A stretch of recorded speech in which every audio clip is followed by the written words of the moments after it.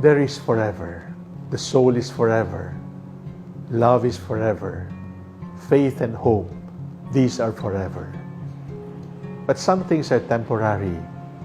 Your beautiful face, your beautiful body, your popularity in the surveys, these are temporary.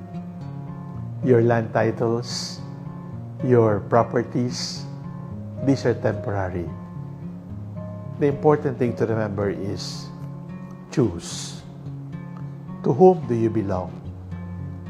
To the temporary or to forever?